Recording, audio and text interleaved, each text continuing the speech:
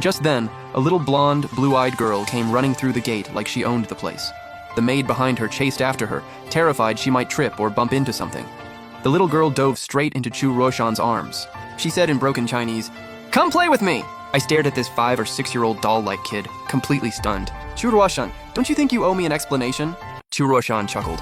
"A few years ago, I went to America on a business trip and, well, lost control for a moment. Later, her mother was afraid she wouldn't be able to get married, so she packed the kid up and sent her to me. Her name is Lily. She's 5. What? Mom asked, "Son, what are you looking for?" I searched around, gritting my teeth. "A knife. I'm cutting him off today." You really do have broad tastes. Even a farm donkey couldn't produce kids faster than you. I'm 28, and she's old enough to be my daughter. You animal. You're a damn animal. Lily, hold on tight to Dad. We're about to play Deadly Escape. You like that? The little girl laughed brightly. Wow, that weird uncle is chasing us. Weird uncle, my ass! The New Year's holiday ended quickly. By 7 in the morning, I was already washed up, made myself a cup of tea, and settled into the study with a copy of Ziji Tongjian, reading with real interest. At 7:30, Zhao Yanan called. I raised an eyebrow and let it ring for quite a while before answering. "We're getting the marriage certificate this morning." Her voice on the other end was ice cold. I sounded lazy and teasing.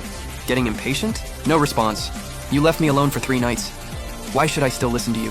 I heard Zhao Yanan take a faint breath over the phone. 10 o'clock. Don't be late. After hanging up, the smile on my face slowly faded and my brows tightened. Whether Zhao Yanan was cold or warm probably couldn't affect my mood. We weren't close anyway. What bothered me was that Liu Ruyan and I still weren't divorced. After thinking for a moment, I called Liu Ruyan. This A-list celebrity usually slept in whenever she had free time, so I called 4 or 5 times before she finally picked up. "Liu Ruyan, you said we'd get divorced once the holiday was over. Time to keep your promise." She stayed silent for a long while, probably because her brain had just booted up and she was still groggy. "See you at the Civil Affairs office this afternoon." "No. Head there now. I don't have time to waste with you." Hearing the impatience in my voice, Liu Ruyan instantly got angry too. "Shuze, you're acting generous and pretending you don't care just to make me feel bad, aren't you? Do you think this is fun? I already said I'll compensate you." I almost laughed from frustration. "Liu Ruyan, honestly, I did love you. But don't think too highly of yourself. I'm the kind of person who can pick things up and let them go. You're not that priceless. You're not worth me losing my mind over." Her breathing grew heavy through the phone. I could already picture her furious face in my mind. "Fine. I'm getting up now. I'll get ready and go to the Civil Affairs office. Don't make me wait too long." 40 minutes later, I drove my Skoda to the Civil Affairs office. The sky was gray, and the cold air cut across my face like a blade. I smoked a cigarette, then got back in the car. For women, going out needs a whole ceremony. A bare face is like an unfinished house. It needs at least an hour or 2 of renovation. It was almost 9:30 when Liu Wei finally showed up late in his white Land Rover. My eyes swept over the two of them with amusement, and I nodded toward the entrance of the Civil Affairs office. "Let's go, I'm in a hurry." Since she was a public figure, Liu Ruyan wore a mask and a baseball cap pulled low. When she saw the completely refreshed version of me, she froze for a second. The mask hid the shock on her face, but disbelief was written all over her eyes. During our 2 years of marriage, I always wore those old scholar black-rimmed glasses. Just looking at the thickness of the lenses, you'd know I was practically blind. Now that I was wearing contacts, those long, deep eyes of mine actually looked this good.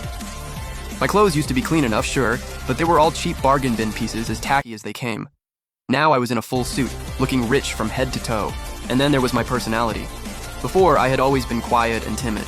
How had I suddenly become so careless and cocky, with a bad temper in every word and gesture? She had no idea that the useless man in her mind had simply been hiding his edge all along. Of course, not for her. After staring for a long time, coldness returned to Liu Ruyan's eyes. Liu Wei held her hand and swaggered up to Chuze, glanced at that ugly little Skoda, and mocked me. "Chuze, do you know how big the gap is between you and me?" As he spoke, he proudly pointed at his Land Rover. "My car isn't just any Range Rover. It cost over 4 million all in. The purchase tax alone could buy several of your junk cars." "Huh. I suggest you accept our compensation. That way, our Ruyan will feel better too." I didn't care and smiled.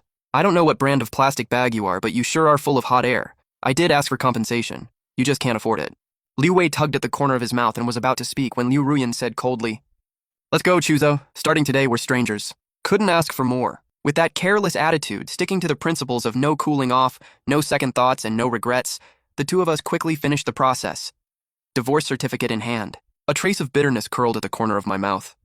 Even though I was decisive and looked calm on the surface, she was still the girl I had loved for years. Of course, it stung a little. Thinking back, it had been so many years. Since middle school, I had noticed Liu Ruyan, the prettiest girl in the class next door. Every smile, every little expression of hers had stayed in my heart for a long time. Later in high school, fate put us in the same class. I was a down-on-his-luck young master falling in love for the first time, and I didn't care about the whole no dating early rule. I shamelessly chased her until the first semester of sophomore year, when she was forced to drop out. Those memories were why, during the years I disappeared, even the darkest days sometimes felt beautiful. 2 years ago, I finally married her and smiled like an idiot all night. But now, in the end, we still went our separate ways. The staff member looked at this newly divorced good-looking pair and couldn't help feeling sorry for them. But soon, her pity turned into shock. Liu Wei took a household registration booklet out of his pocket and looked at Liu Ruyan gently. "Ruyan, since we're already here, let's get ours done too." Liu Ruyan hesitated for a moment, stole a glance at me, then said to Liu Wei with some embarrassment, "How about we wait a couple of days? I don't think this looks right." I let out a sneer. "Don't be so fake, it's awkward to watch." With that, I strode out of the civil affairs office. Liu Ruyan's face instantly darkened. Seeing that, Liu Wei couldn't push her too hard, so he put away the registration booklet and smiled gently. "Ruyan, I'll take you to breakfast." Liu Ruyan forced out a faint smile. "Thank you for understanding me. We'll come get our certificate in a couple of days."